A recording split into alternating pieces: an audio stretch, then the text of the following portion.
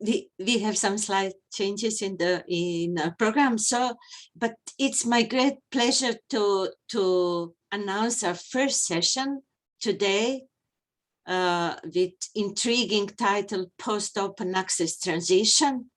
And I'm really honored to welcome our speakers and panelists at this session. Gunnar Sivertsen, Tanja Strøm, and Janne Pölönen. Since we are a few minutes late, I will immediately give floor to Gunnar. Gunnar, please. Thank you. Can you all hear me? Yes. Good. Okay. Well, it's so good to be with you all again. PUBMET is really one of my favorite conferences. And I had been looking so much forward to coming to Zadar, as we all have, I think. But it's so nice anyways to be here and discuss all these questions again in this very open-minded room for analysis and discussions. I had suggested, and that was followed up by the organizers, that perhaps we should discuss open access not anymore as the future of scholarly publishing, but as something that has already happened. And we all agree that this could, to a certain extent, is our situation. I think we all wake up every morning to emails inviting us to publish or to be editors. And all of those are in open access channels. And even if we don't follow those invitations and publish in more traditional journals, once our paper is accepted, there's immediately an offer to pay to be open. So I think I have a feeling every day that the publishers are not the barriers anymore to open access. There is a market pull towards open access. And when I read the statistics for open access in my own country, I see that we are up to 75% open access now, depending on how we count. And also that my government and our funding organization is pushing us towards open access. So let's talk about something that's already here and ask with outcomes as expected. I must say that I feel more at home in research questions, research policy questions like this. Research policy is not only about visions and plans, it's about the challenges of realities. And since I've been engaged in so many years in research policy, I like the situation where we can discuss the real challenges. What did we expect? I think we expected that publications should be more in the open, and they are. But we also expected that the subscription model would go away. I don't think it has gone away yet. We also expected reduced market power for the big publishers. I will show you that this has not happened. We also expected reduced costs for the whole research system. I think we have heavier costs now. I will show you how. We also expected global equality. The admission to read the scientific literature. Yes, it's possible to read it more widely throughout the world now. But at the same time, we must ask, is there a barrier to publish? Is there a new barrier to publish and thereby to perform research? Then we also expected that there would be enhanced research quality with publications in the open for discussion. But we see more and more discussions now in the scientific communities about worries about research quality and the outcome of certain editorial procedures. So my introduction to a discussion here, because this is a session for discussion, will be focusing on these challenges. which I think can be solved. And what I will put in the center or in the focus is the possible effects of the introduction of article processing charges and how they influence the research system.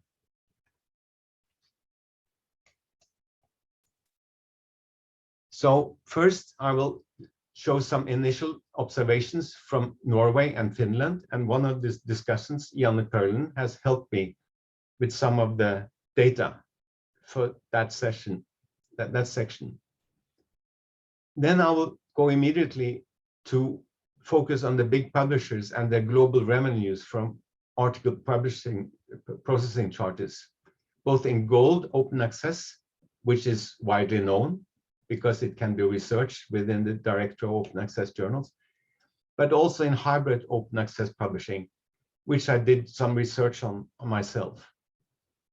And then I will discuss my observations of the global takeover and of the APC, and then the implications. And all of this is then for our session to discuss.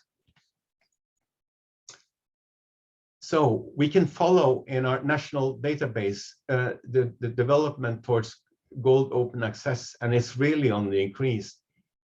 And some of the traditional publishers in gold open access seem to be left behind in the development. There's a market takeover. So Public Library of Science and Biomed Central don't have the same influence and large role as they had.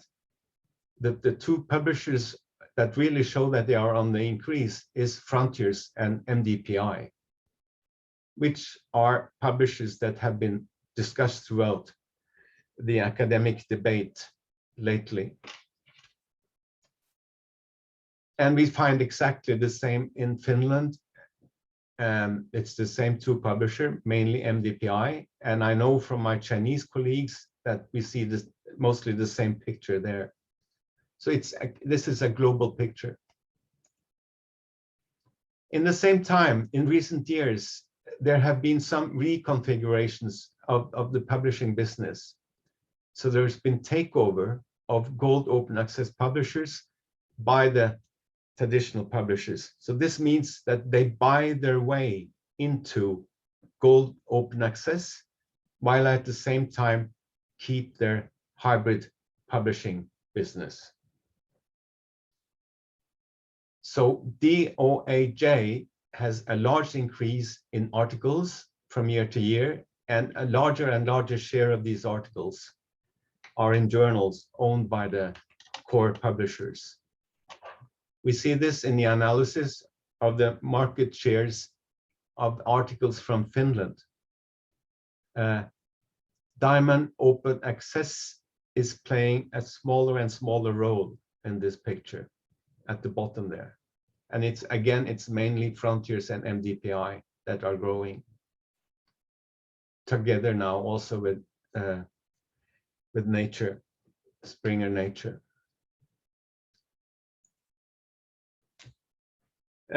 Walt Crawford annually published a big report with deep analysis of the data that can be collected from Director of Open Access Journals. And he has shown that the global APC revenues from journals have tripled in 5 years, reaching $1.3 billion in 2020. As you can see, the total revenues have increased, particularly the last 2 years, at a higher speed than the gold open access articles that are paid for, which is a sign that as this becomes a well-established business model, the prices are increasing. Then he points out 9 big publishers that have received 85% of the $1.3 billion. And I think you can recognize that except for MDPI, they are the traditional publishers.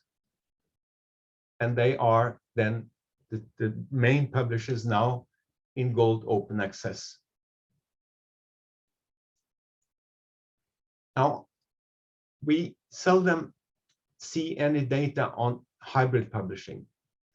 And that's because we are all paying individually or per institution for publishing in journals where the prices are not very evident unless we check on the web pages of the major publishers. So I checked 29 international publishers, and they publish almost 12,000 journals. At the same time, and I checked the price for each of their journal. Now, at the same time, I noticed that almost all journals are hybrid now, if not gold. There are very few only subscription-based journals left. I also noticed that all publishers are actively marketing the pay-to-be-open option and the publisher read agreements on top of subscriptions with their institutions that subscribe to journals.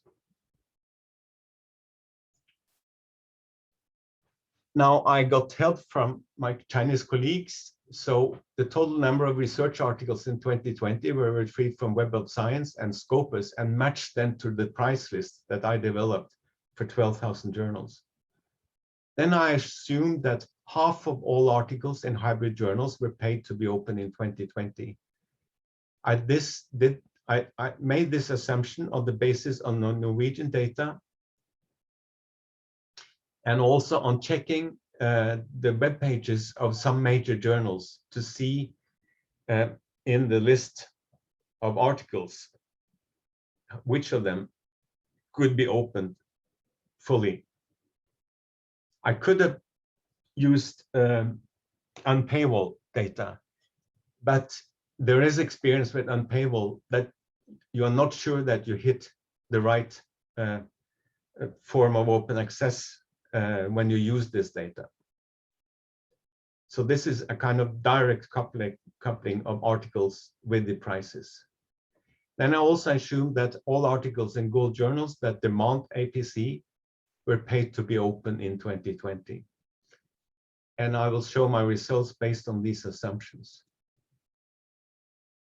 So the big picture is that these 10 major publishers received a total of $3.6 billion from APC revenues in 2020. Now, it might be below, it might even be over, but it's an estimate. It's an estimate that we can discuss. And I've summed up a gold, open APC, and hybrid revenues. And as you can see, the publishers differ in these proportions. And then the strategic development of Springer Nature, the last years, should really be noticed. They have taken over as the largest publisher and left Elsevier behind. Now, how much is $3.6 billion? Well, it represents twice the budget of the European Research Council in the same year. It represents 3 times the budget of UNESCO in the same year. It represents almost half of the funds raised by the World Food Programme for the same year to save and change the lives of more than 115 million people in more than 80 countries in the same year. I think we are already past the situation where these publishers need more APC to quit demanding subscriptions. There's something in the business model that works in the same way as subscriptions did.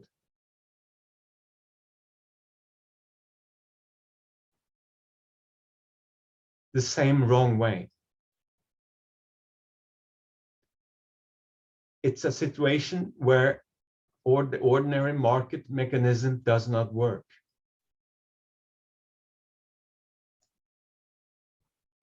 We can expect this to just expand. There's growth every year now in the volume of articles in these journals where APC is paid.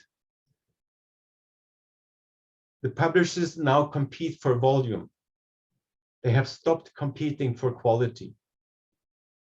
They compete for volume. This means that we get more articles in the world than we should have according to our investments in research. Some countries react. China has reacted. They introduced a policy to advance research integrity in 2018, and it has been followed up by the Chinese Academy of Sciences. So they published an early warning list of 65 questionable journals at the end of 2020. Just meant as not a blacklist, but as a kind of indication for the researchers that they should hesitate to publish in these journals.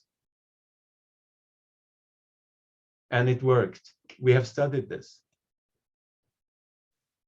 As you can see in the figure, the share of publications from China in the same journals aren't decreasing. But the number has been increasing from China and from all over the world all the time in the same journals. These journals received, only these 65 journals received a total of $100 million in APC from China in 2020. So they have been a major source of revenues for the publishers. And these publishers, they have an open access magazine called Scholarly Kitchen. And there was an article there reflecting on the consequences of the early warning list in China. And he writes to the publishers, the warning list shows that the Chinese market can be risky. Seemingly healthy revenue streams can come under threat with little warning and unclear justification. So this is the reaction from the publishers if we discuss possible problems with the quality of their procedures. It means to them that we are stopping a healthy revenue stream or putting it under threat. And we know from some incidences lately in our field concerning 2 of our journals that it is in fact met, this critical discussion of the quality of journals is met with reactions from the publishers. So what I observe is that the transition to open access is consolidating the market control and increasing the profits of the largest journal publishers so far. And I think it's because we have installed payment on the same side as the pressure to publish. This makes publishers compete for volume rather than the quality of the editorial procedures and contents. And we also can see increasing worries in research communities about the quality of editorial procedures and contents. And there are, I will not name them directly, but we see them more and more often, new types of conflicts between publishers on the one side and the editors and editorial boards of their journals on the other. So I think there's need of our governments and funders not only to support open access. We need to come back to also some other criteria for good research policy, and they are, for example, securing research quality. So at the same time as supporting open access, governments and funders should help us defend editorial autonomy and also help us in securing research quality in our journals, because these journals are really ours. Then we have seen that listing predatory or questionable journals has already proved vulnerable to attacks from the business. So Bill had to stop his list, and I know now that cables will cease publishing their list of questionable journals as of next year. And we have seen the business prosecuting papers or studies based on lists of questionable journals. So I think to defend ourselves against these attacks on our critical discussions of journal quality, we need to reintroduce the notion of recommendable journals and empower our own judgment. If we recommend journals, they cannot ask us for evidence of why we recommend. To recommend something is ordinary academic practice. like when a senior researcher recommends a journal to a junior researcher. It's by publishing blacklists or lists of questionable journals that we are asked for evidence. So I also think that the widespread use of APC, if it does not go away, that it calls for well-organized journal evaluation performed independently by the international research communities. So, and I think this is not something that only the libraries can organize. They need to organize it in collaboration with the academic communities. Because these recommending journals cannot only be based on objective information and journal indicators. I have some questions for the discussion. Perhaps I have raised more questions than these, but let me just point out a few questions. I ask, is APC a paywall now to perform research? How can we maintain equity, diversity, and inclusion in research? And how can open access be promoted without APC? Do we need new journals, or is it possible to make the commercial publishers compete to serve the journals rather than to own them? Can we take ownership back and make them compete for the services? And then if and how much you publish is a matter of how much you can afford to pay. How should this be reflected in responsible research evaluation? And then how to deal with questionable journal practices. Should we change peer review and the transparency of editorial processes? Should we establish independent journal evaluation listing recommendable journals? So these are my questions, and I look forward to the discussion. Thank you very much.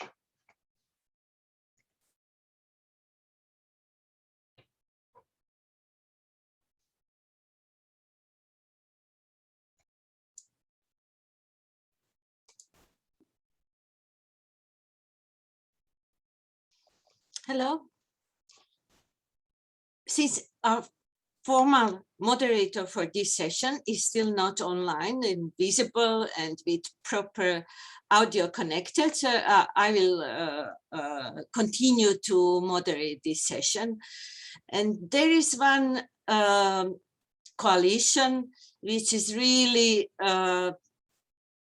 devoted to make the whole world of scholarly journal publishing open, and it's coalition of research funders and research performing organization, and we are really happy that we have here Johan Rooryck coming from coalition S, and Johan will try to answer some of Gunnar's question. Please, Johan. Yes, could I ask Gunnar to put up his slide again, because I thought that this was a very good resume of the questions we should indeed be asking ourselves, and it will help me structure my thoughts since I didn't prepare a presentation.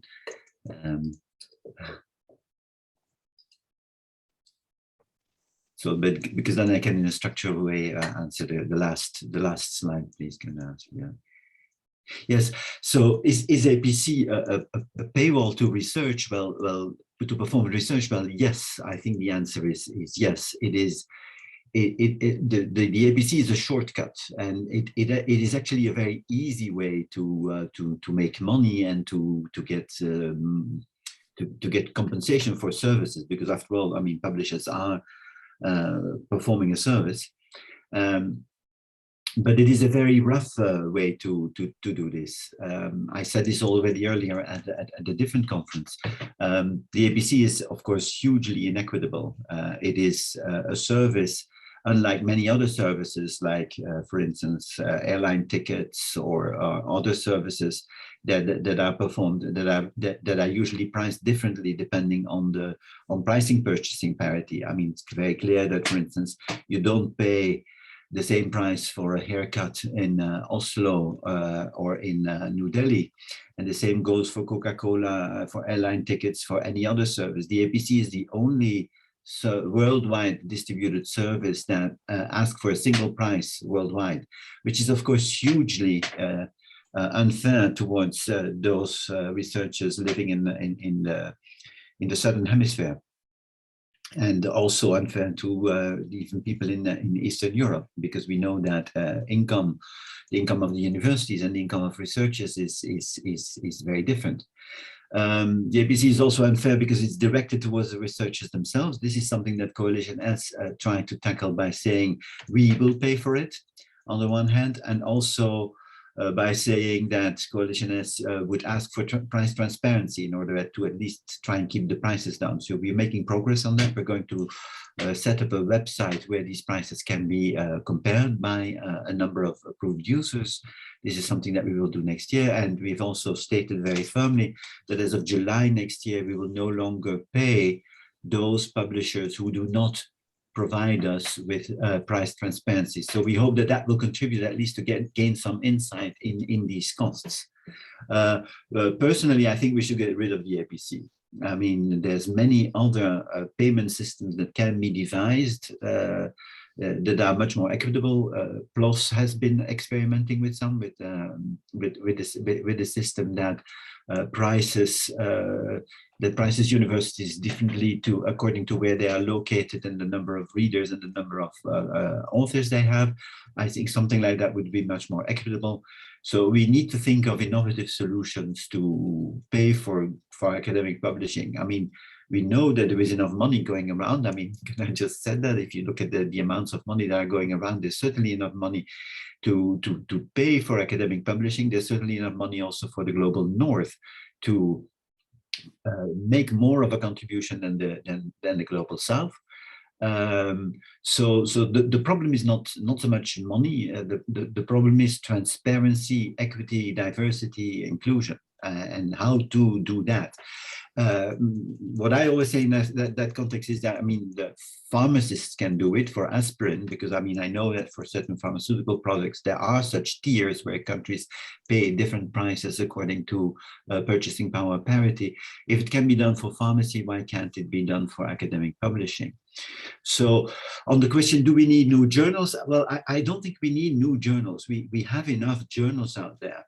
The trouble is the visibility of those journals. One of the things that the open access journal study showed is that for instance, diamond journals who do not charge for publication are much less visible, much less known than commercial journals. This is also, of course, because diamond journals do not bother too much about marketing. And this needs to change. This is also why Coalition has been involved in a project that we are going to submit to with 23 consortium partners, among which the University of Zagreb and the University of Zadar, to the EC for changing the situation, at least in Europe, in the European research era, to try and make those diamond journals and more in general institutional publishing much more visible. Is it possible to make commercial publishers compete to serve these journals? Well, yes, but in that case, I think researchers need to take back the initiative. I mean, a little bit like what I did with Lingua in 2015, namely basically move the entire community around the journal to a new journal.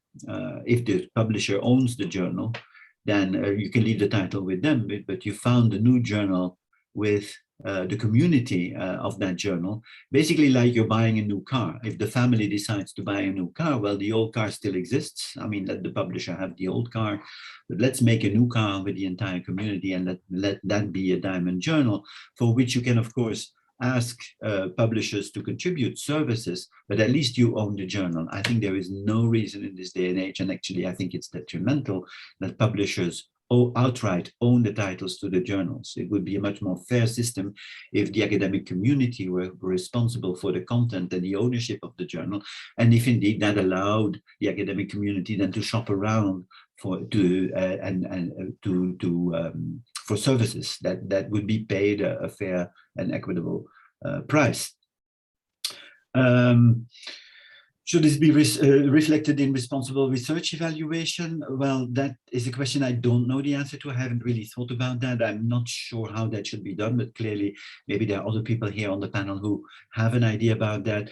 How to deal with questionable journal practices, finally. Well, I definitely think we should do more about the transparency of editorial processes. I find that a very difficult conversation. I have tried in my community.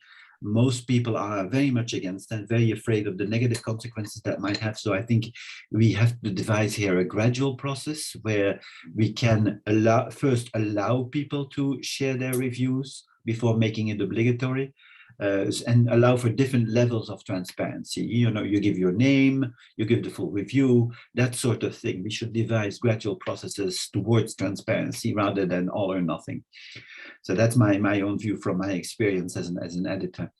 Should we establish independent journal evaluation listing? Yes, I agree with Gunnar that it's probably not very productive to establish lists of predatory journals. I mean, the notion predatory itself is very problematic. Who do you include?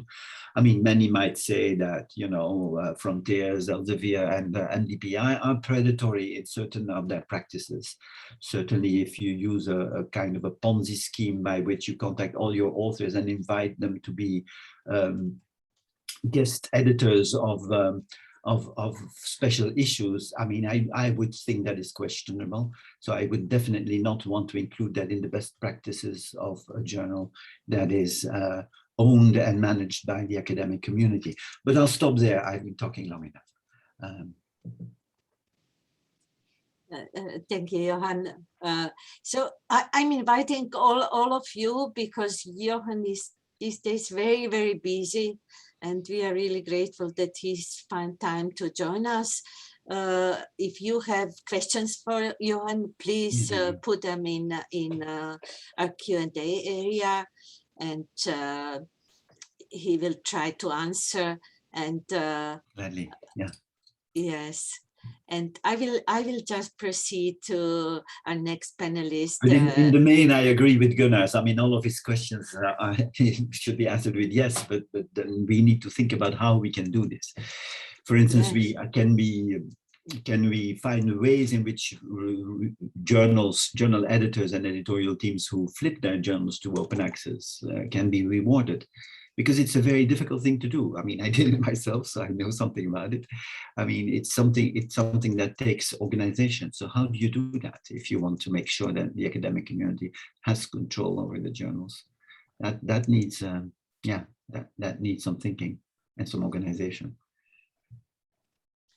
Gunnar, do you have some additional question for Johan? No, I like very much Johan's went through all the questions very constructively, and I agree with most of this.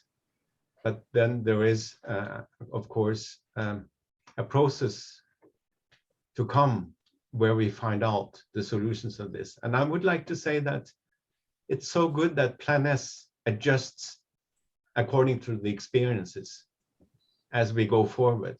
And it's so good that Plan S is there because it's a coordinated effort. Yes, thank you, Gunnar. We certainly don't have all the answers or pretend to have all the answers.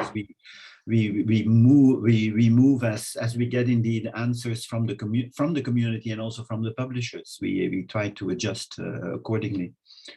And certainly it's not perfect, but at least we try to move on all the fronts together in an integrated way of policies. And some of the things I said here is in name of Coalition S. Some of the others are as with my hat of editor and scholar on, of course. Some still need to be developed into policies, like the issue of equity. So how do we address equity on a global scale? And should legislation intervene? I see in some of the comments, yes. I mean, I hope that legislation would intervene. For instance, one of the things legislation could do is make it obligatory for scholars to publish CC BY. I mean, that would be a great advance. Yeah, I like that. I think that we should listen more to legal experts, to legal scientists, and also to economic scientists. Yes. discuss with them, I think they could help us a lot in understanding the capitalist dynamics of the journal market. Yes, as you know, LIBE is now pushing for legislation to make CC BY obligatory in a legal fashion, right? But indeed, we should probably listen more to specialists who can help us with that.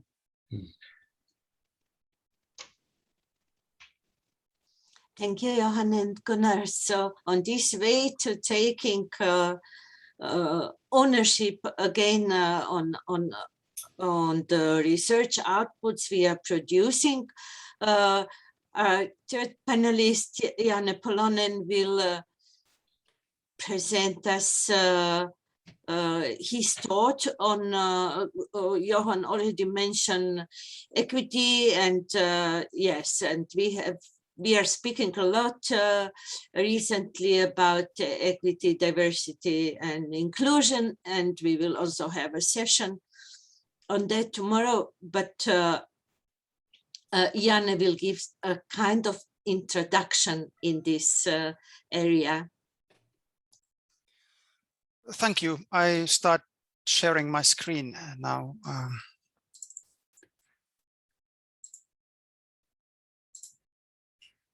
Can you hear me well?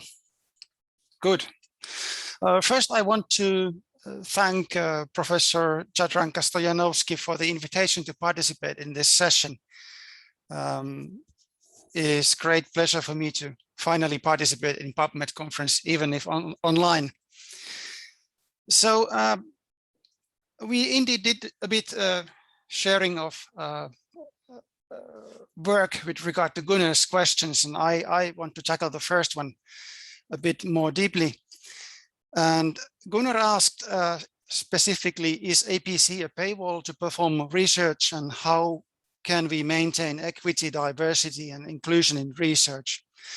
And I want to comment on Gunnar's presentation by highlighting some potential inadvertent consequences of the open access transition outcomes so far to language diversity and inclusion of the social sciences and humanities. So first, I begin by introducing the perspective of the Helsinki Initiative on Multilingualism in Scholarly Communication. One of the main arguments of this initiative, highlighted in blue, is that non-profit scholarly publishers, typically national scholarly societies and research organizations, make publishing in local languages possible. The commercial publishers are not so much interested in these markets. And their scholar-led journals need sufficient resources to maintain high standards of scholarly publishing and to make a sustainable transition to open access publishing. This is a big issue in Finland, for instance. We have more than 300 journals, all run by scholarly associations and research institutions. Gunnar showed us a picture in which we could see how publishing in DOHA indexed journals has vastly increased in Norway and Finland during the past decade. However, we also saw that this growth is mainly in the APC-based journals. And I agree with Gunnar that this is a main concern. A more detailed analysis of the publication languages in the Finnish data, which you can see in the figure, shows that practically all articles published in the APC-based journals are in English in both STEM fields and the SSH. This is in a stark contrast to the articles from Finland published in the Diamond open access journals indexed in DOHA, of which 5% in STEM fields and 27% in SSH are in Finland's national languages, Finnish and Swedish. And there are also outputs in other languages as well. And the same degree of multilingualism is visible also in the research output from Finland published outside DOHA, which is of course the vast majority of the Finnish output. And the big question is also, how do we move and transition this other part to open access? Of course, a lot of it is already open access in some different ways.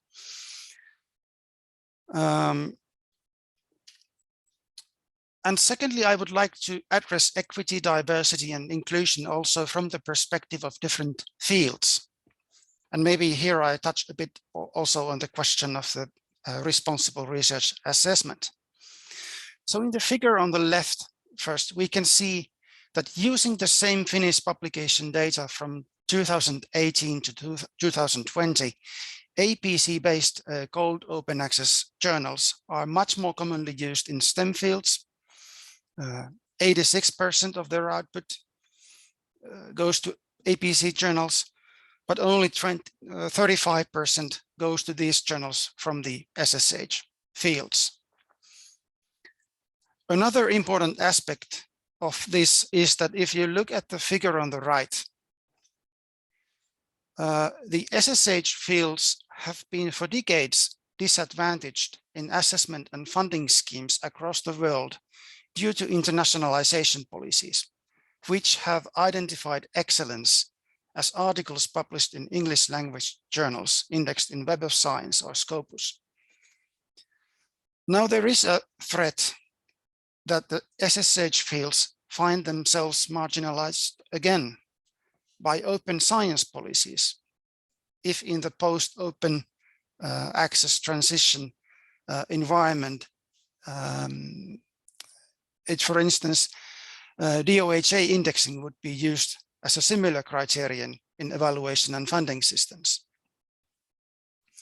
Part of the problem is, of course, that in the SSH fields, publishing in books and languages other than English remain important. So to return to Gunnar's two questions, my simple answers are very similar to what Johan said. It is difficult to disagree with that. So first, yes, APC is definitely a paywall, at least to publishing for researchers from less resourceful countries, institutions, and fields. And it seems to decrease rather than increase language diversity and fair representation of different fields in the open access publishing environment. And the second aspect, I think we can, the best way maintain equity, diversity, and inclusion and promote this by investing strongly in the development and support of the non-profit diamond open access publishing sector owned by the academic communities. Thank you. These were my comments.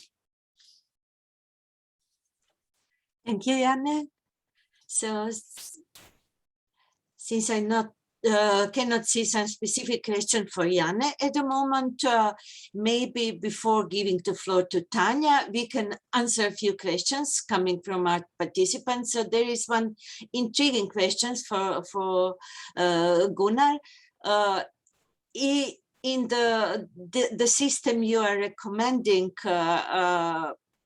if this will work in the future, how would you ensure that it will be not gamed, similar to the citation gaming and that we can already see in citation indices? Okay, I will then build my answer on my experiences with running the Norwegian list of journals in Norway. I have talked with Janne about this. They run a similar list of accepted journals in Finland. And we found out that, first of all, we have already secured that these lists are not gamed. So publishers or others working outside the academic sector are not allowed to or cannot suggest which journals to be included. All journals on the list are discussed by the academic community in the field. And we also collaborate on a Nordic basis so that we discuss for example, in linguistics, there's a list in Norway and there's a similar list in Finland. And there's a discussion between Finland and Norway and also Denmark about the quality of the list. It's only academics who publish themselves and are affiliated with universities that can nominate journals to the list. And they also discuss the quality of the journals. Second, if we should create a list of recommendable journals, it cannot be exactly the same list, but these lists can be a basis, because surely a list of recommendable journals, they will be a selection based on academic discussion and consensus. And this list should not be attached to funding systems or political systems either. It should be the academics alone, and it should not be a ranking list.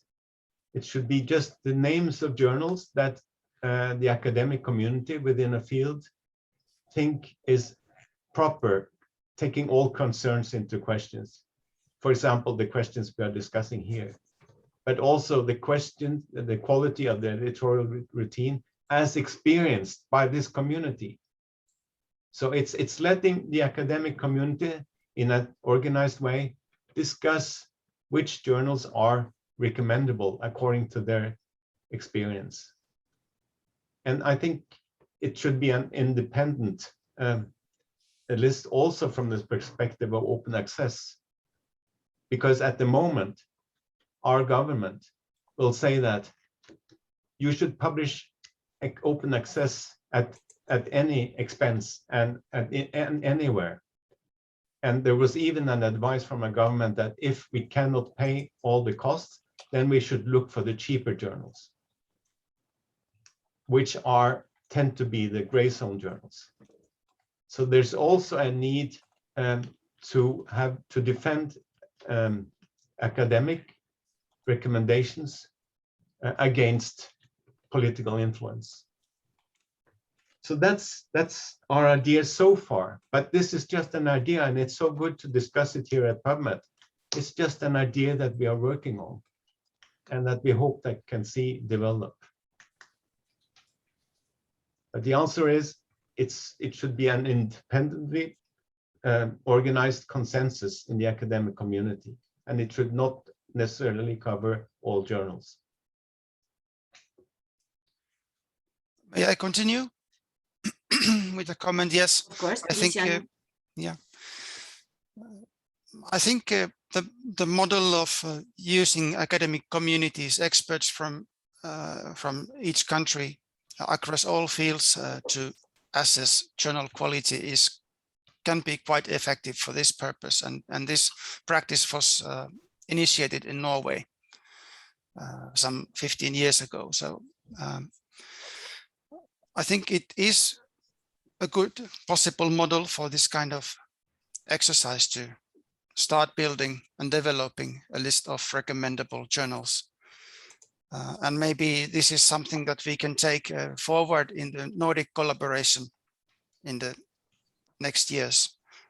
And yes, just as Gunnar emphasized, I think it should be independent of any funding or assessment system, because then even the experts can start to make or think different strategic choices, what should be included and what not.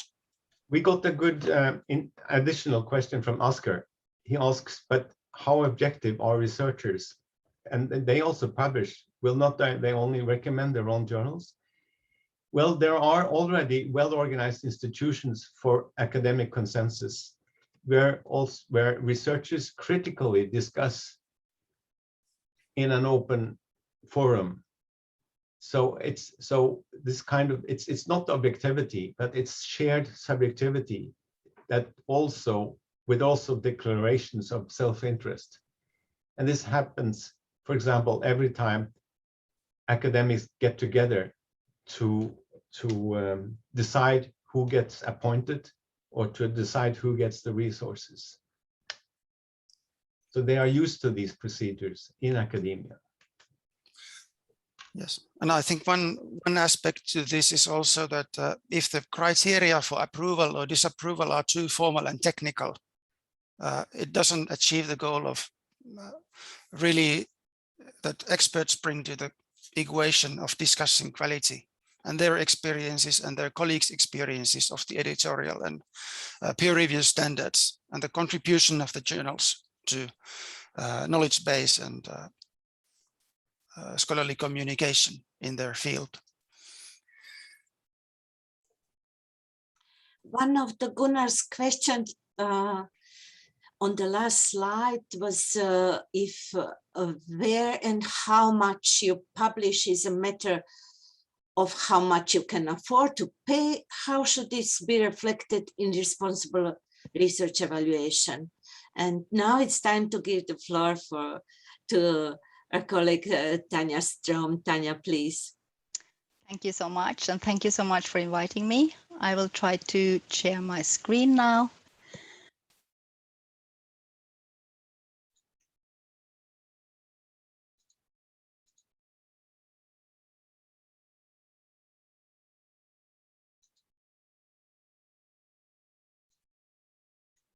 Do you see my screen okay? Yes. Yes, good. So, as you said, Gunnar asked if where and how much you publish is a matter of how much you can afford to pay. How should this be reflected in responsible research evaluation? I've been working in open access for over 10 years. And it seems that in these years, which have been spent defending open access to research, open access has been stifled by the manual work processes associated with making articles available in open repositories, with frustrations from both researchers and the administration, and access to funds to cover APCs, and lack of knowledge about different paths to open access to research. And especially, what about academic careers? A good publication list is critical for promotion and tenure. And as Gunnar showed in his presentation, the universities have been throwing money at funding the increasingly hefty article processing charges with journals and publishers for years. Money that could have been used for actual life-saving research. However, by trying to balance a preference for immediate open access to the version of record with a desire not to impinge on academics' freedom to publish where they want, they pay the APC. And the lack of journals with zero embargo green open access policies may mean that publication in pricey APC-based gold open access journals is the only option for researchers. And whatever scholarly forum you find yourself in at the moment, the critical issues usually boil down to problems with research evaluation. The way research is evaluated has significant effect on the whole of the scholarly endeavor. This is called Campbell's law, often summarized as the way you measure someone affects the way they behave. However, identifying the problem is far more straightforward than solving it, especially when it is so deeply embedded in existing global scholarly cultures. So, what do we currently measure in academia? There are a lot of stakeholders in academia, but the researchers are largely the subject of research evaluations, but they also evaluate each other. We have universities that evaluate researchers to recruit, promote, and appraise them. We have research funders that both evaluate the researchers and universities. And then we have the global university rankings, which predate on the whole food chain.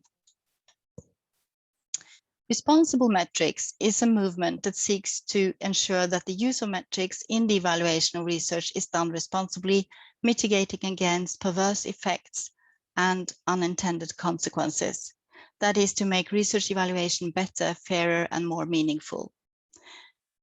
And if the responsible research evaluation movement has taught us anything, it's that change is born out of greater accountability, both from those who run evaluations and those that use them for decision making. So what's wrong with publication dominant research evaluation systems? That is concerned around the misapplication of narrow criteria and indicators of research quality and impact, and the systemic biases against those who do not meet or choose not to prioritize narrow criteria and indicators of quality or impact. There are a lot of problems with evaluation systems that rely heavily on publications. And as you know, they're dominated by journal articles reporting positive results, disadvantage of the global south, databases that are, of course, heavily skewed towards STEM subjects, and where the database content is English only, and so on. And with mandatory open access to research, many journals are transitioning to APC-based open access, which is in turn leading to a link between APCs and journal impact factor that you can see on this very new data from Heather Morrison. So universities exist to support the creation and transfer of knowledge. Efforts by universities to enable open access have the potential to broaden the impact of higher education and research institutions. But scholars who were once unable to read journals through a lack of funds are now unable to publish in them for the same reason. And quality and openness are two separate things. And the last thing that we want is openness at the expense of quality. So what approach should the academics follow when choosing where to publish? They have to comply with national and institutional policy on open access. The funders have adopted Plan S and requires the researchers they fund to ensure their papers are made available immediately on publication. So should they publish on open platforms instead of in journals? And should we measure openness? Is openness mature enough to be measured? And I guess the very fact that we feel the need to incentivize openness through metrics and indicators speaks to this fact. Who will this discriminate against? When we will have researchers at wealthier institutions with big open scholarship support teams and perhaps their own open university press. And remember the disciplinary differences. So valuing only journal publications is problematic, but measuring open research is not necessarily the answer. And this is the increase of paid APCs through our publication fund at my small university the last 7 years.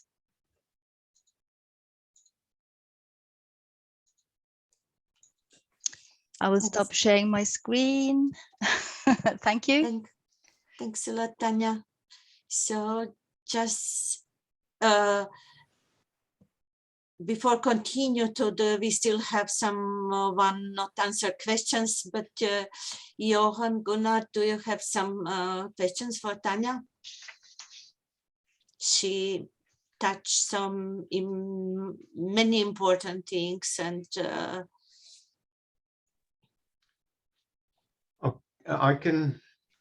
I like this presentation very much because Tanja took us into the world of research evaluation and how this is connected to our discussion of where and how to publish.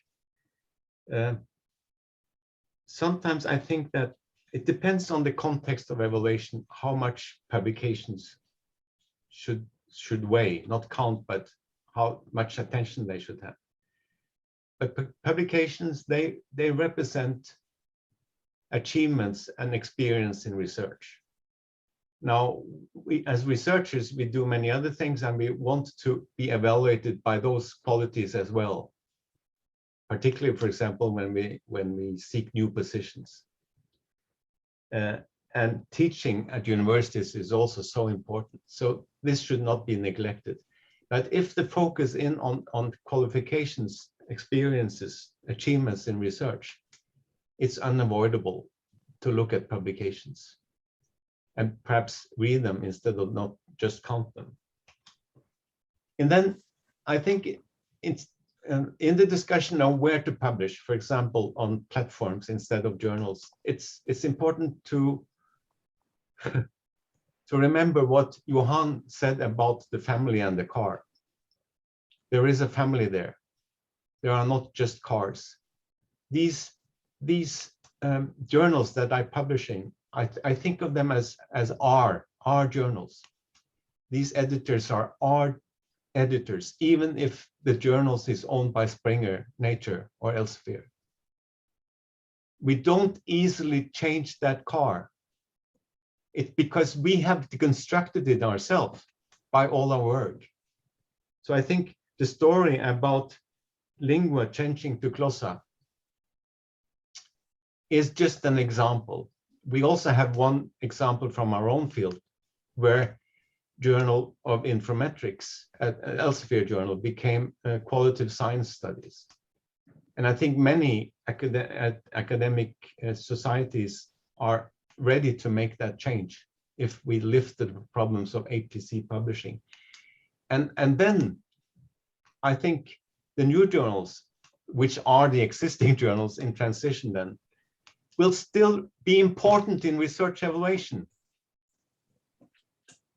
Publishing is part of the research process. And we are not looking, I think it's important that we are not looking for good journals because of vanity.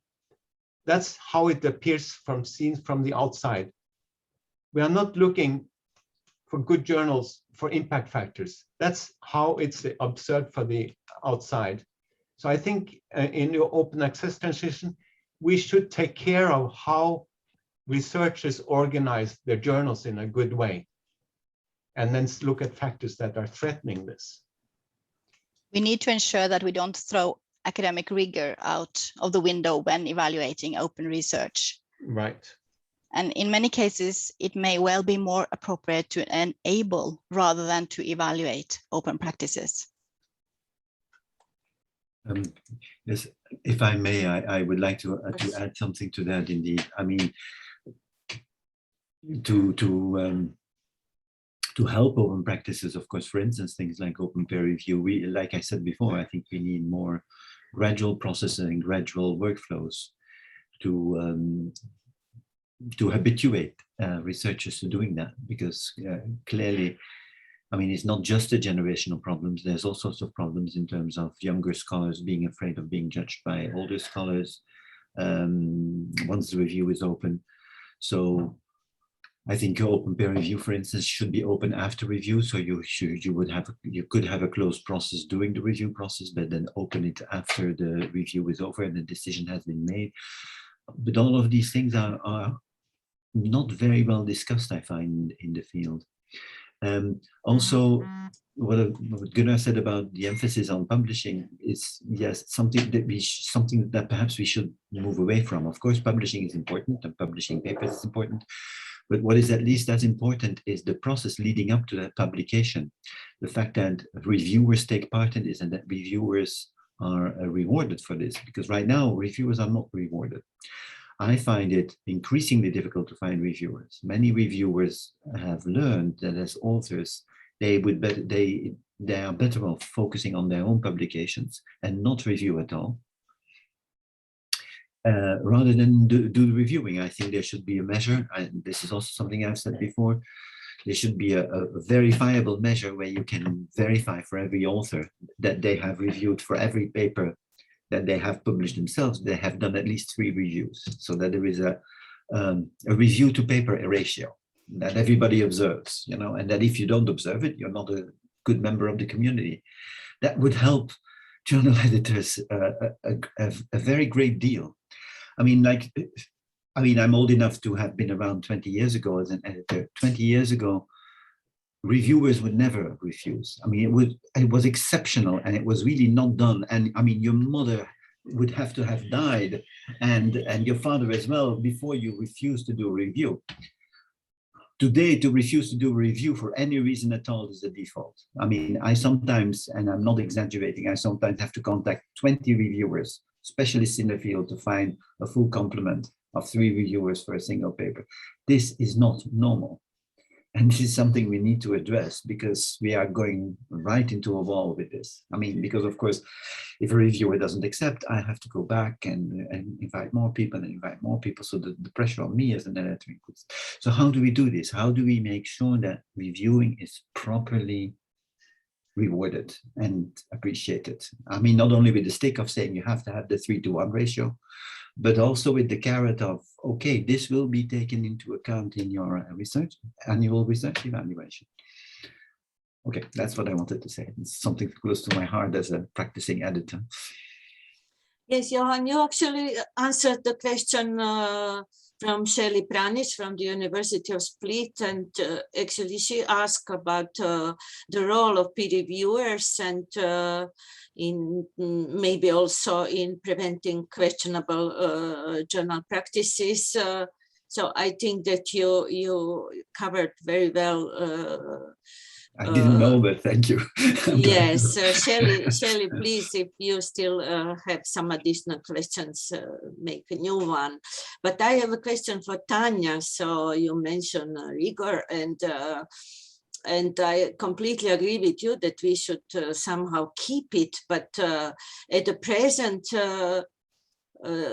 this evaluation of scholarly rigor is in the hands of commercial publishers mostly, and so do you think that we should switch somehow in evaluation procedures to more qualitative methods, or we should stick to the metrics we used for a few decades now?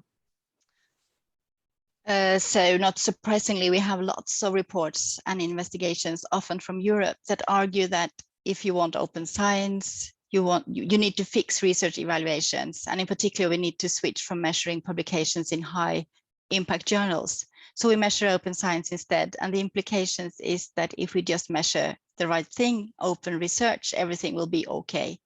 So then we see reports, we start to explore alternative ways of evaluating and rewarding open science, focused in on the use of next generation metrics with alternative indicators to encourage openness. And whilst these can be useful tool in the toolbox when thinking about open research evaluations, if they're not carefully bounded within an appropriate evaluation framework, they might turn openness into a game with winners and losers, and where not everyone gets to participate. Thank you.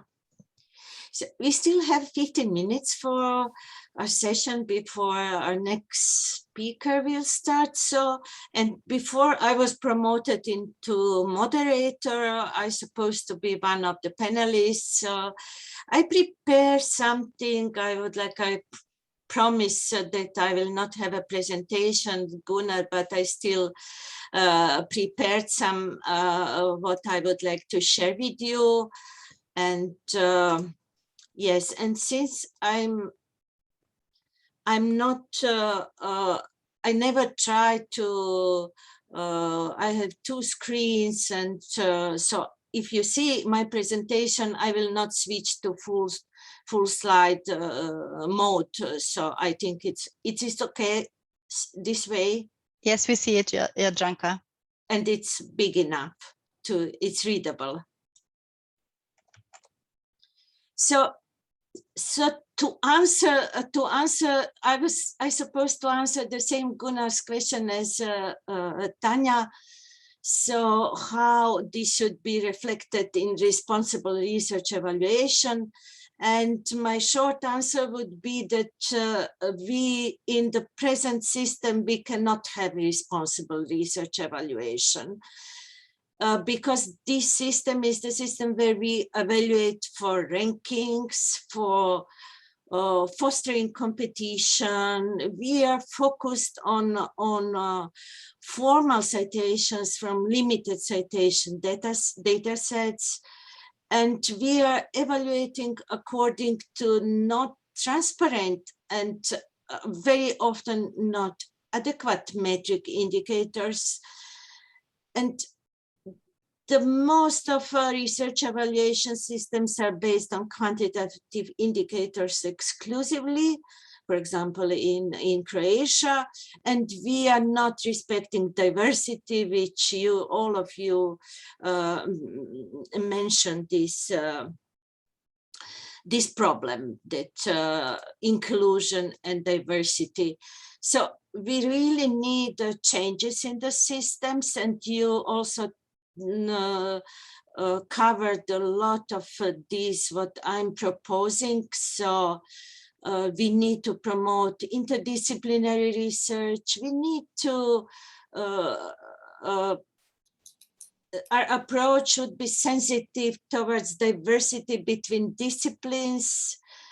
We should somehow cherish much more research integrity, of course, follow the open science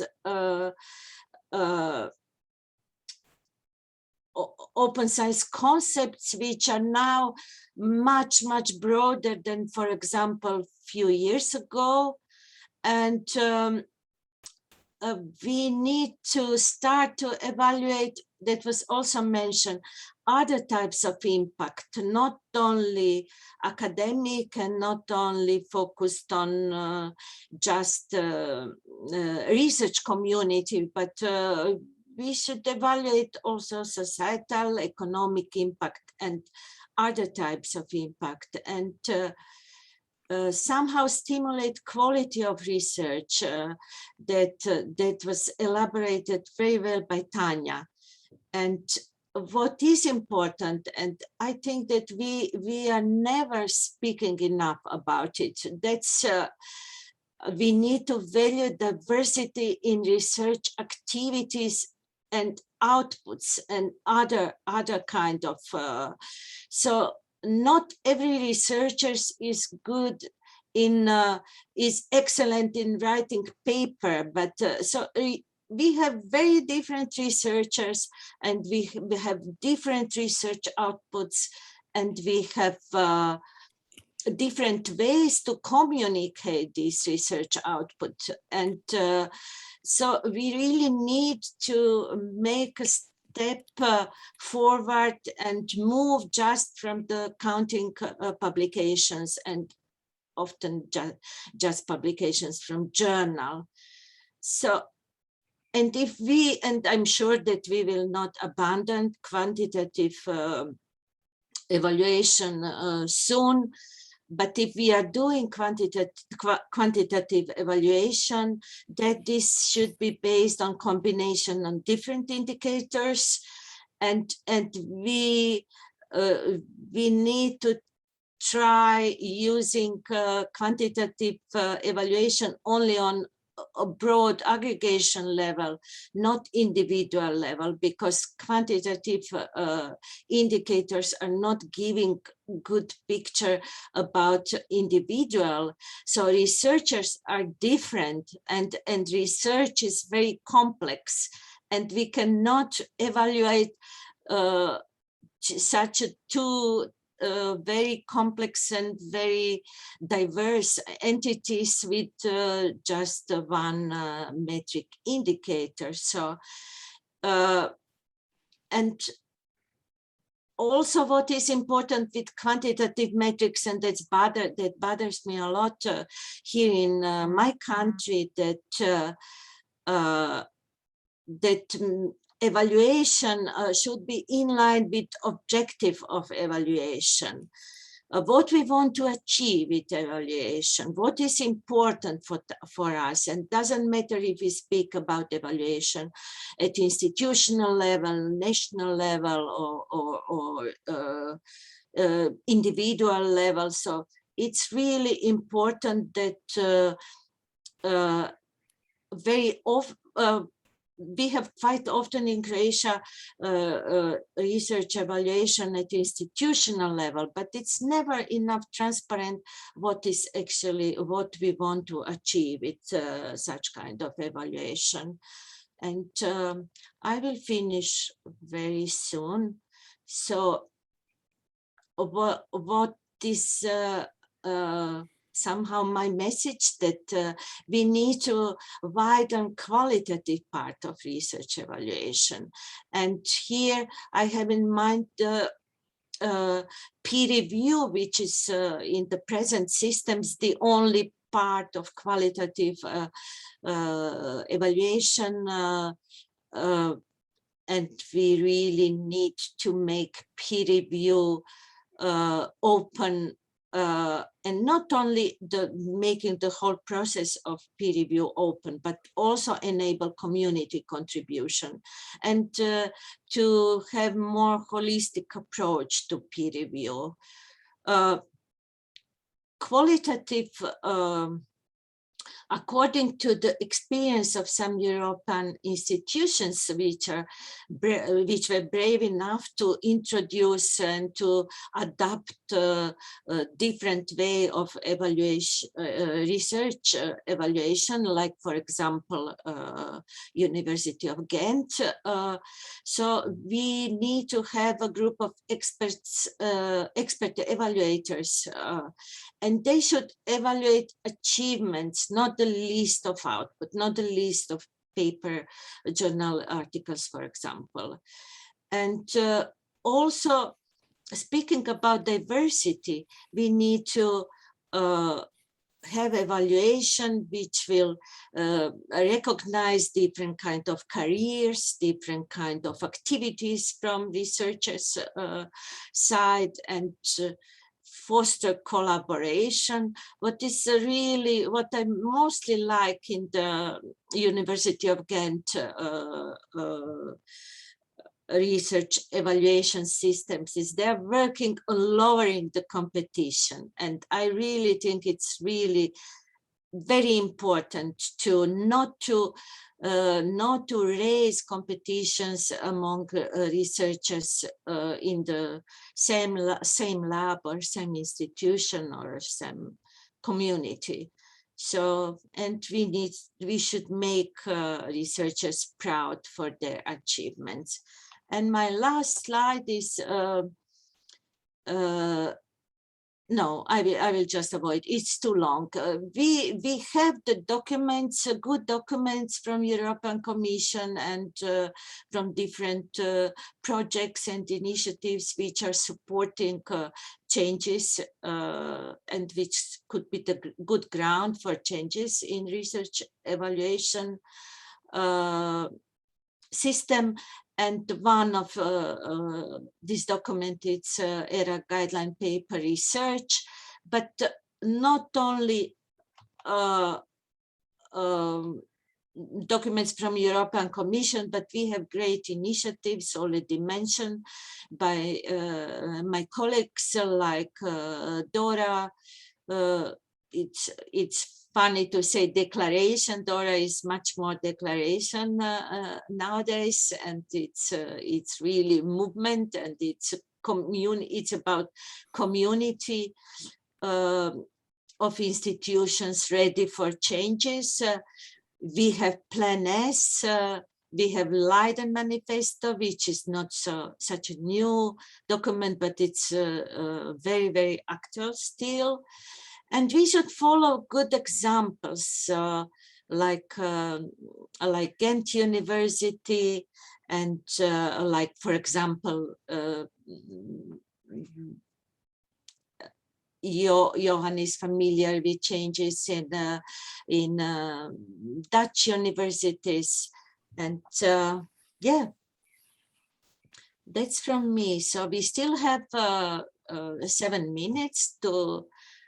And I'm opening the floors to our panelists. Hello, I'm Errol Gilenby, and if I have a chance, I'd like to make a comment and ask a question. Yeah, please. Yeah,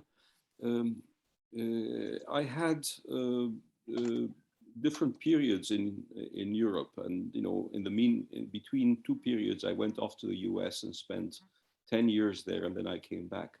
But I think that in Europe, in many countries, we have gone from perhaps in the old days, quote unquote, I was a professor in the 70s. So in the old days, I think we had very little evaluation of the kind you are talking about. And perhaps now we have too much. I think we have too much focus on evaluation. We just let people do their things and do them as well as possible, and not bother them all the time with evaluations. That's my feeling. We have just too many meetings, too many evaluations, too much discussion about citations, too much this, too much that. I think we just let people go ahead. And the only points, I think, honestly, where people need, people are evaluated in their part. So the labs are evaluated at some 4-year, 5-year regular intervals, whatever that is. And the other thing is people are going to be evaluated anyway at the time of career changes. That is, if they're applying for a job somewhere, That's the most obvious evaluation. Another one is when they want a promotion.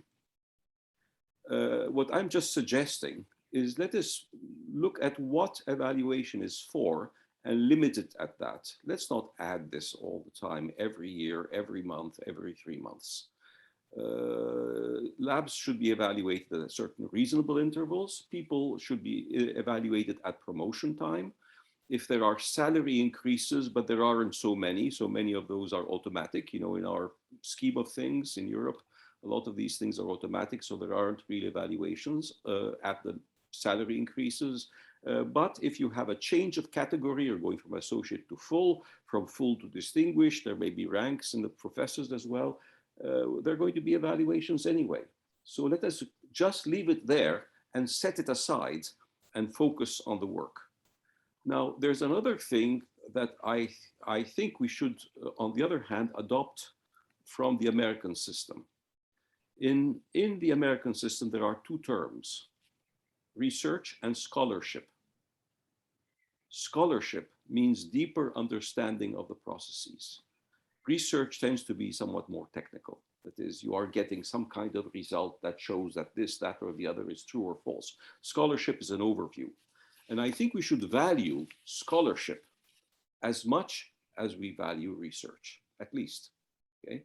Because scholarship is what allows people to have strategies and to guide things, while research is the technicity of identifying problems and getting results.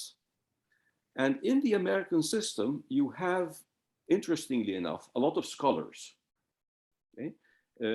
Mostly in the humanities, more so than in engineering, if you wish. But in engineering as well, you have the experts about bridges, or the experts are about this aspect, etc., who have accumulated scholarship, including at the historical level, knowing how, for instance, methodologies evolved over time, understanding that, which a lot of people don't necessarily understand because they're difficult to understand.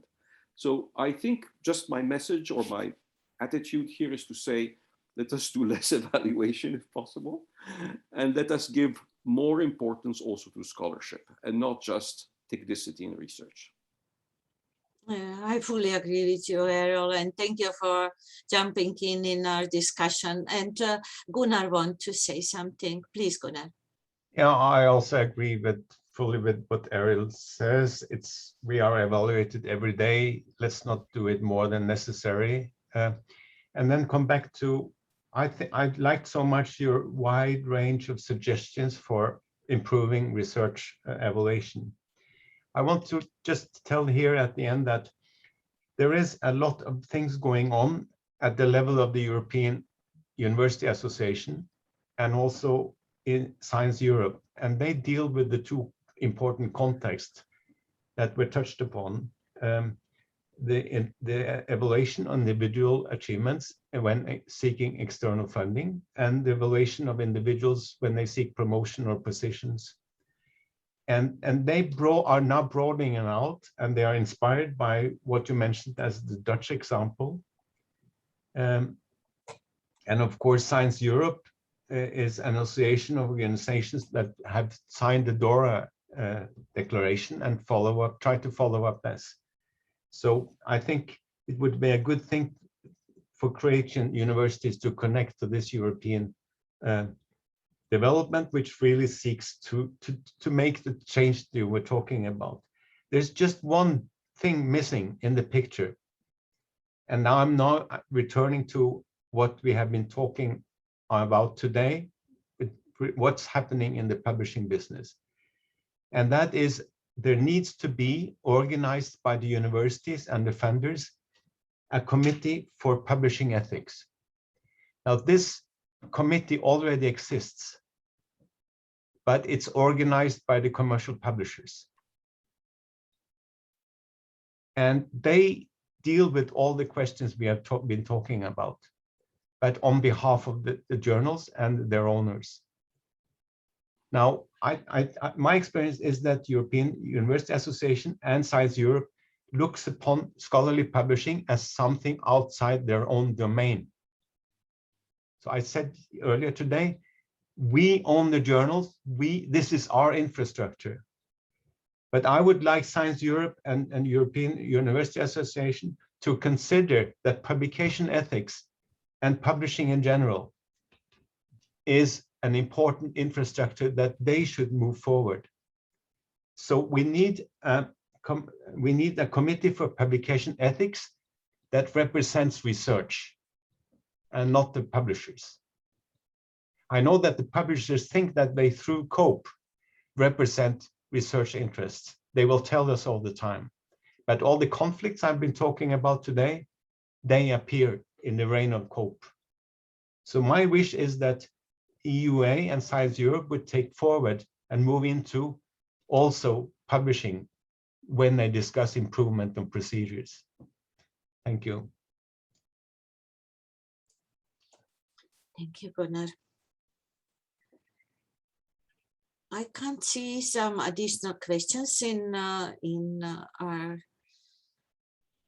area for question and answers. So, and we are actually reaching the time when we should give the floor to our next speaker, Errol Gellenberg. So thank you, Errol, once more for taking part in our discussion. And Vlado, please, can you introduce our next speaker? Thank you. It's not so easy to introduce Errol Gellenberg. He is a computer scientist who was born in Turkey and studied in Turkey, but then his research took him and his professional career took him to the States, and then as he just mentioned, back from the States to Europe, and then to the States, and back from Europe back to Europe. In the States, he was affiliated at the Duke University, and in Europe at Paris-Saclay and Imperial College in London. So he is the member of about I think 8 or 9 different academies, either academies of science or academies of engineering, and including French Academy, Belgian Academy, Turkish Academy, Polish Academy. His present affiliation is the Institute of Theoretical and Applied Informatics of the Polish Academy of Science in Paris. So Errol, the floor is yours, and I'm looking forward to your lecture about the future of or what should be the future of European universities. Well, Vladimir, thank you very much for inviting me and also for introducing me. I'm glad to see you here, and thank you also very much for your participation in other working groups. I think I need to share my screen first and then switch to my slides. And here they are. I'm not a member of 8 or 9 academies, just 5 or 6 exactly. I don't remember how many, but roughly that. Sorry about that. And what I'd like to talk to you about a little bit is research to innovation in Europe, because as I said, we have scholarship, certainly, which is extremely important. We have research, which is, if you wish, identification of problems, resolution of problems, and finding solutions. And when, of course, you move towards areas which have an interface with the economic world, research can turn to innovation. And when I started this working group, I spent a lot of time looking at macroscopic data. So I'm not evaluating anything or anyone. I'm just looking at existing numbers about the way, in a certain sense, research is funded, or rather, quite truthfully, the way universities are funded and organized, okay? Because we can say whatever we want. We have research organizations, we have RTOs, we have Fraunhofers, we have CNRSs, and so on and so forth. But at the end of the day, our university campuses are taking care of everything, okay? We are the caretakers of the system. The academics, the academic world is the caretaker of the system, because any kind of system that requires bright ideas, new things, has to tap, at least in part, I mean, significant part, into the youngsters, the younger people. And universities offer this situation where they have both space and they have the young people, and they have some experience, you know, the older people like me who have some experience, and we can bring that to the table. So let me just look at some just facts. First of all, I'm coming here from a European perspective, okay? A European perspective, I'm a European, and therefore I'm here to defend and develop the European system and to help and work with my academic friends and colleagues across Europe, of course, internationally as well. But if you look at the GDP, this was for 2019, 2020 is an exceptional year, 2021 we will see what happens, but the GDP was telling us that Europe, with respect to GDP, is a bit lower than America. We have a fairly comparable lifestyle, I think, but with different, you know, we may have smaller houses and smaller cars, but better holidays or whatever.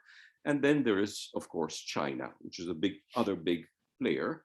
And we have this order, China less than EU, less than USA, kind of order as a second line here. Now, if you look at the economic success indicators generally, it's interesting to look at this in different ways, but if you look at the 20 largest technology brands by capitalization, very, very few are in the EU, just one, SAP. All the others are elsewhere, mostly in the US, but certainly more in China than in Europe, despite the fact that China's, if you wish, GDP is smaller. If you look at the 18 top technology companies by revenue, you discover that the situation is even worse because we have no one in Europe that is among the 18 top technology companies by revenue.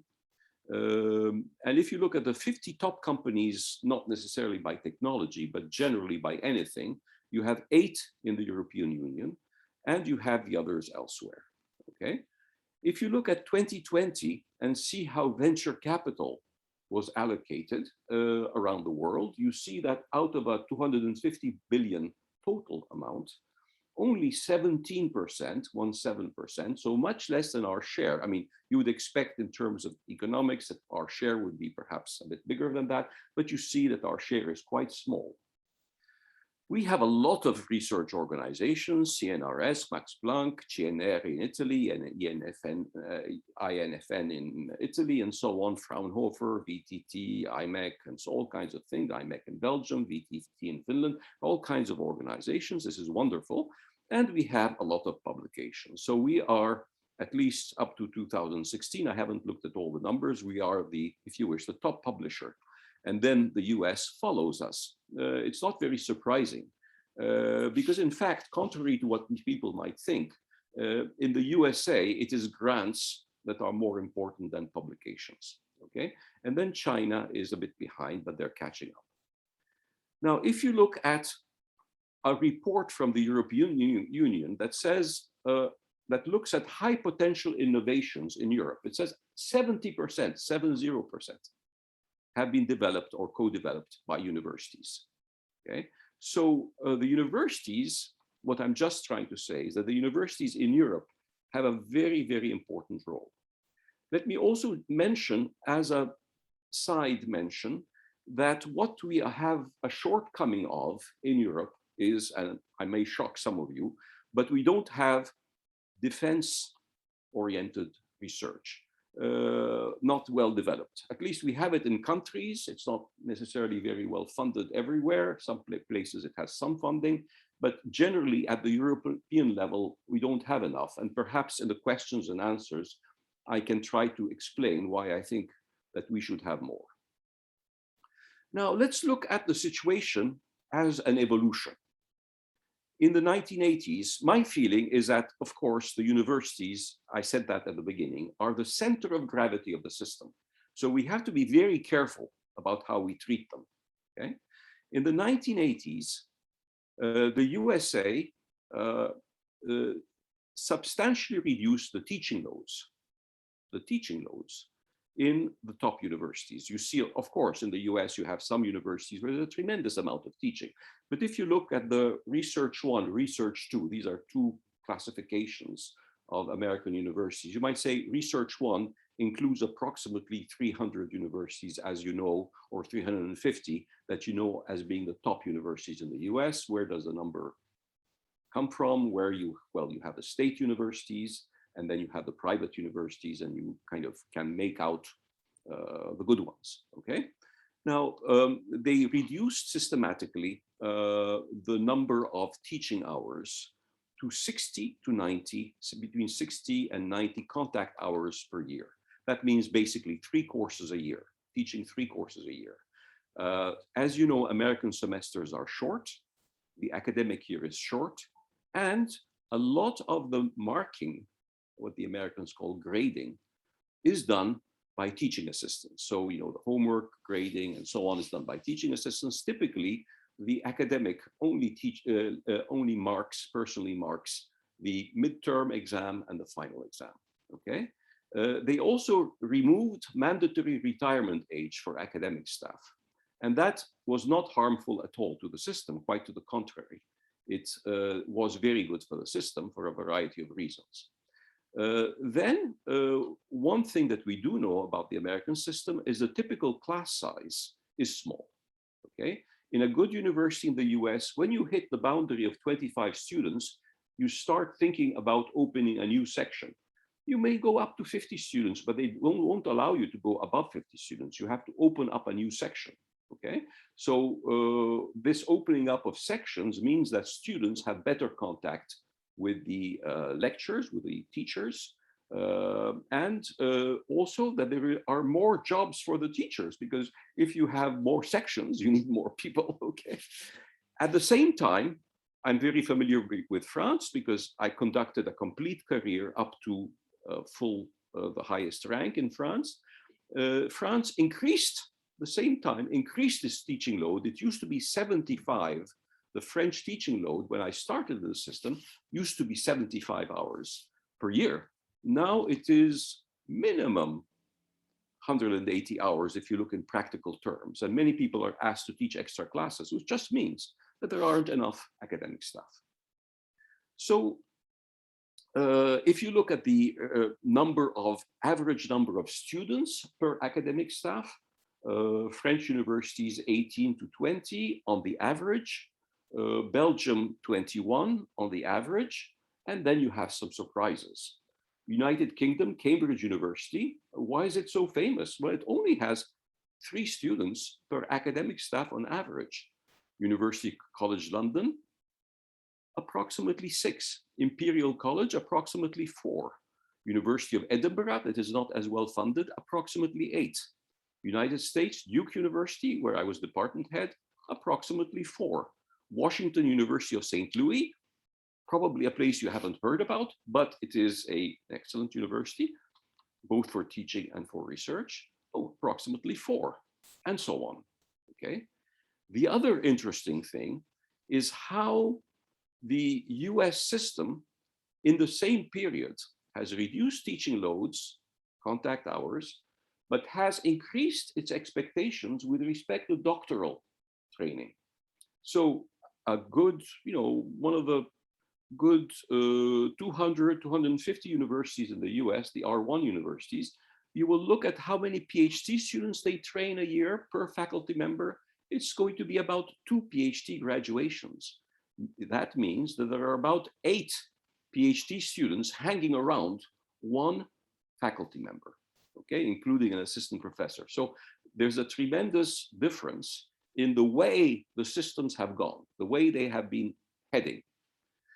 Now, part of the story, we all know that the European Union has decided to commit 500 billion euros in order to redevelop our continent, our union after COVID. Well, $500 billion is a little bit less. It's a kind of a rounded figure. It's a little bit less than the amount of endowment.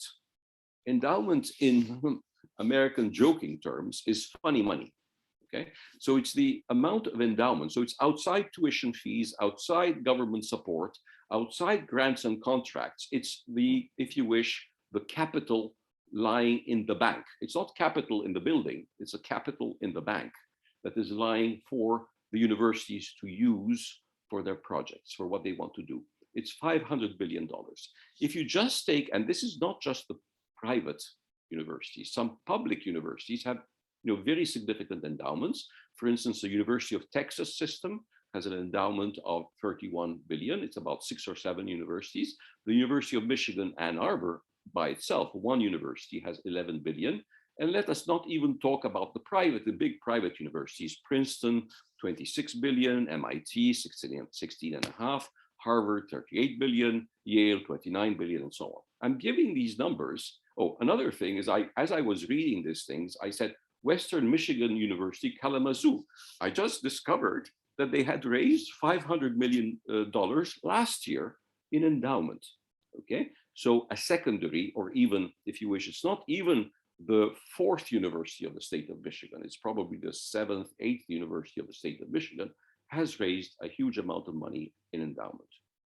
Now, what do they do with endowment? There's a spending rate. The spending rate is typically 5%, because these funds are actively managed, so they have a good return, and they're supposed, legally, they're required to spend. They're not supposed to be making a profit. So they spend a significant amount.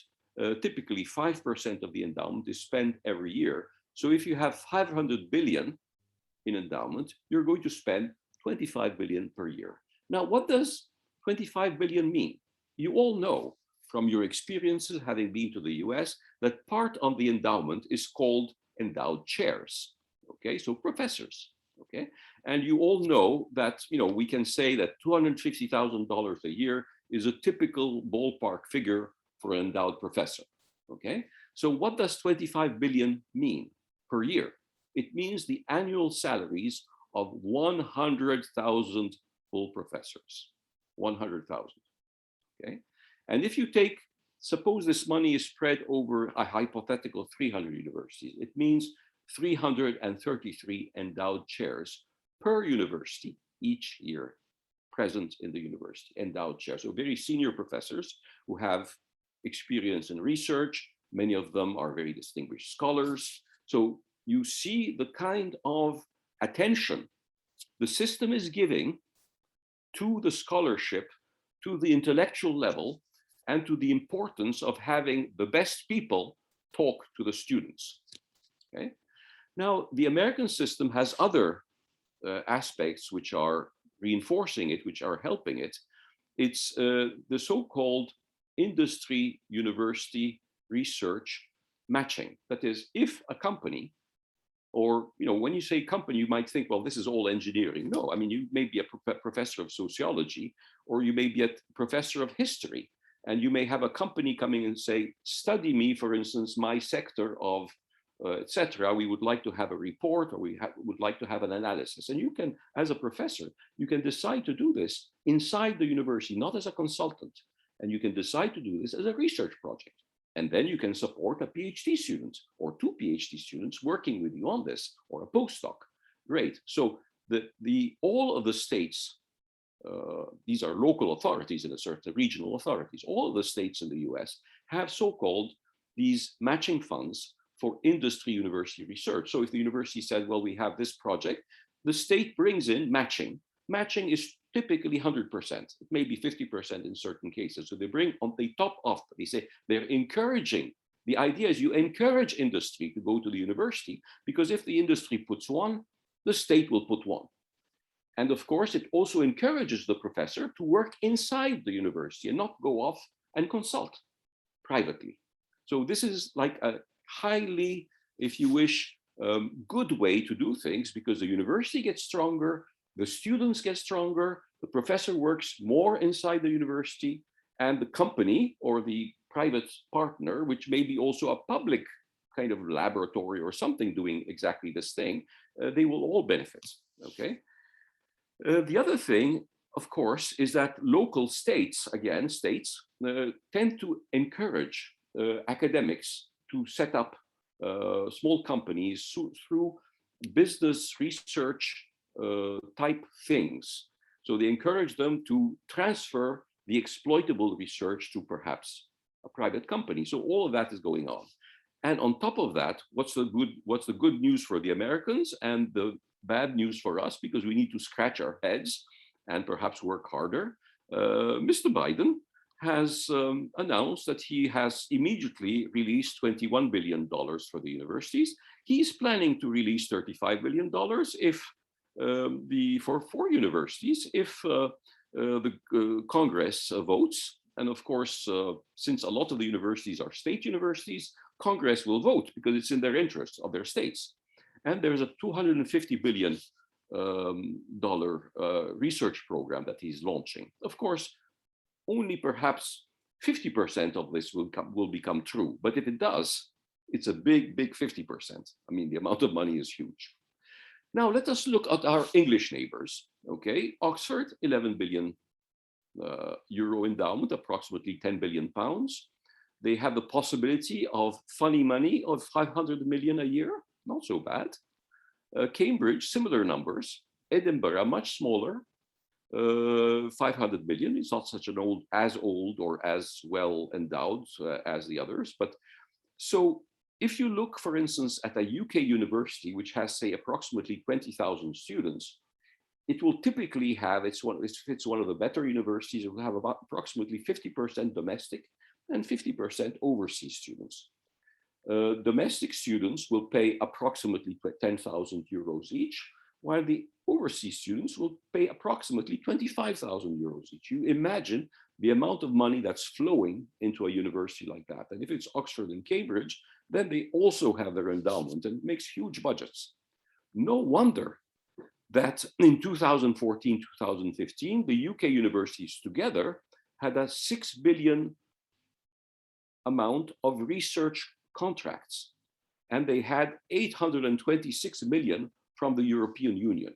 Okay, now if you compare this, for instance, to CNRS, CNRS has contracts in 1 year of half of that amount of money. Okay, and CNRS covers practically all of the universities in France. So it shows you how these systems of funding universities properly then attract funds also for research, including from the European Union. Of course, these numbers from the European Union have dropped significantly since Brexit. Okay. However, to compensate for this, in 2020, the UK government announced an 800 million ARPA program to kind of mimic the DARPA program in the United States. So that's the idea. So here are some numbers from the other part of Europe. I don't know the numbers across, but I follow what happens in France. So CNRS only 435 million euros in research contracts and grants out of a budget of 3 billion. Okay. However, France has had a big success because it has actually revamped the way it funds universities. It does it on a competitive basis, so universities come in with projects, and then the government commits to additional funding for an extended period of time. Okay, this change in the way universities have been funded in France, and I'll tell you the trick they played, which was very smart, means that today, before there used to be 1 or 2 French universities in the Shanghai top 100. Today there are 5. After a few years, there are 5, including 3 in the Paris area. Paris gets, including my old university, which is 15th in the Shanghai ranking, so quite high quite close to the top. The trick that was played was that by Sarkozy, who everyone doesn't like, and I kind of recognize what he achieved. It's not a person I like particularly. He's actually a neighbor of mine in Paris, and he jogs a lot, so I see him sometimes in the street. He used the funds from the financial crisis in 2008 as follows. In 2008, the government made a huge loan to companies in France because of financial crisis, but they required that the loan be returned with significant interest. So the crisis went away, the interest came back, and they're using this interest for investment in universities rather than investment in social security or other things. So that was very good. On the other hand, unfortunately, as we look at the situation, We see that ERC is, wonderful, Nobel Prizes, etc., etc. Of course, there's a certain confusion when this data is presented between people who had already a Nobel Prize and then got the ERC, or people who are already the shortlist for a Nobel Prize and then got an ERC, and those who got it because of the ERC. So, there's a kind of a balance you have to look at. And one of the things the ERC says, there were 200,000 articles in journals, and 3% of these were among the 1% most cited. So it's like an accelerator, but it would be interesting to see if people didn't get an ERC, where the statistics would they be different? So if you look at the complementary group of people that didn't get ERCs, are the statistics any different? I don't think they'll be tremendously different, but anyway, we can say this. On the other hand, CERN, in terms of, if you wish, tech transfer, of course, they invented the HTTPS, etc., thing that became the web, that later became the web. But in terms of tech transfer, despite a tremendous amount of money going in there, their income from tech transfer is only 0.1% of its annual budget. Okay, so it's very, very, very small compared to the amount of money that's going into the organization. Of course, its objective is different. It's fundamental discovery about the universe, but if you look at the technology that's deployed there, you'd expect perhaps better results. I've been long, but I have a few more things to tell you. I'll go through them quickly. One of the things that's interesting is that the EU has not necessarily improved the situation of innovation in the new countries. It's very contrasted. And one of the reasons, of course, is that a lot of these countries were capable to solve their problems without anyone's help before, okay? And when the EU came in, a lot of their smaller companies were taken over by, organizations which might have been public or private, were taken over by larger private groups, larger commercial groups in Europe, which imposed their own technology upon them. So the results are not all wonderful, okay? Many of them actually went backwards in innovation. A lot of things that you see that are interesting is that SMEs in Europe are 60% of the economy, but the innovation, I'd say more than 60% of innovations are in large firms, okay, large companies in Europe. So that's also an interesting thing, because this idea that you start with a small company and then it becomes bigger and bigger and bigger and so on, although it works in some parts of the world, it certainly works very well in the US. The unicorns and so on Google all started with tiny companies. In Europe, that model doesn't seem to be working as well, okay? If we look recently at the way venture funding has been coming in, I pointed out that we got in Europe a very small part of venture funding, 17% of the total. The numbers, if you see, these numbers are growing, but it's mostly growing in the UK, not on the continent. So we have to watch out, okay? So how can we improve things? Just a few ideas.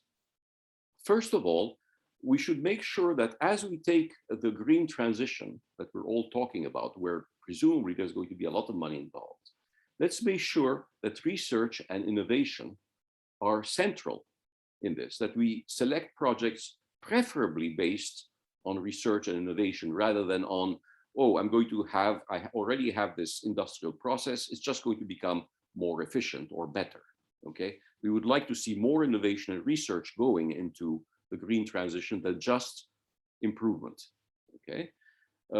We need to have more interaction between key industries and regional development, as there is in the US. There are lots of industries in the US that are committed to regions, to areas, to states, and so on. That works quite well, and it has worked very well in Europe in many areas. Let's make sure that that continues, okay? We need more RTOs, perhaps, in certain regions so that we can do the interface. RTOs would be installed on university campuses, a little bit like Fraunhofer is installed in Munich on the Garching campus, which is the Technical Universities campus. So we should have more of this, where they are the interface to solve the faster solvable industry problems and business problems. We need more. I don't think we really have the SBIR, STTR types of instruments to fund transfer of technology from university to a small company and then later to a larger organization or to a new creation, a new company. So I think encouraging that would be quite good. And I think we absolutely need to strengthen the potential of our universities. I think that is really what we need to do. And that will answer a lot of the problems that we have. I would suggest that just like there's the ERC, just like there's a European Innovation Council, there's the University Institute, European Institute of Technology, I would suggest a program launching at least 5,000 endowed chairs for 5 years at universities, renewable once, so it's not a lifetime appointment. They have their position at the university, but a certain individual for a certain amount of time gets an endowed chair, which is not a contract to do something. It is to do better what they know how to do and to do it more freely. So I think that we have to do. We need to fund a large volume of PhD students, perhaps in applied areas, working on industry, university, or industry, university business, or business university type projects. These should be co-funded, so both the industry partner and the government, or the public sector, or the European Union should be funding these. It should be a lightweight program. The endowed chair should be a lightweight program like this one. And we should help the universities if they want to create subsidiaries and so on. We should help it. And we should also have more mobility of people between universities and industry and business. This can be mobility for 1 or 2 years, for 5 years, for temporary periods. We should facilitate that. And I'm suggesting the use of the name of Denis Gabor, who was on a Nobel Prize for holography and actually had a career which spanned research and industry. So these are some ideas that I have more suggestions, but I would certainly reduce the paperwork in everything that is EU. And I think we're going in the right direction by the reduction to 45 pages from 70, I don't know how many pages. That's a first reasonable step. Fewer deliverables, fewer pages, all of that should be done. So the general message, I think, is that the continents that are, and I didn't talk about China, but they followed that, and Singapore and so on, they followed a policy of strengthening substantially their universities. And I think that is the crux. I mean, the crux of the problem. It's not just a matter of getting the university together, having exchanges, going back and forth. Everything we do like that costs more money and requires more effort.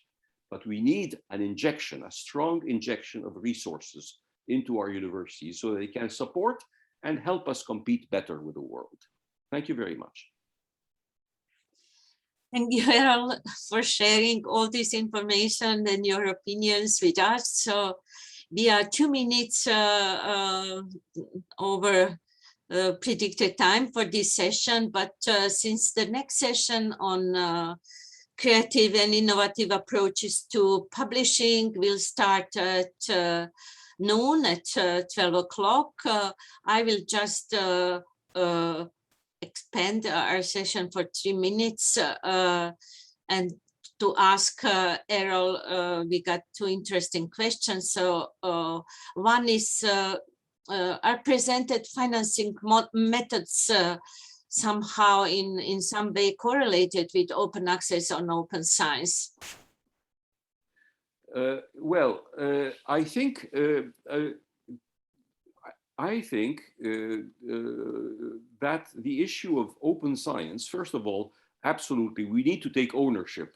I think Gunnar was saying that we need. I mean, it's not just because it's our instrument for work, but because it's ridiculous. Sometimes I try to read one of my papers that I wrote 15 years ago.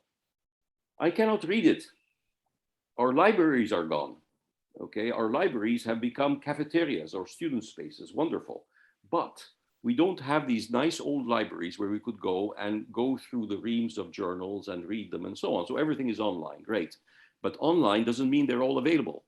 And we are often blocked from accessing our information. So absolutely, we need to have open science, but it must go back in time as well, not just for today or tomorrow, but also for 20 years ago or 30 years ago.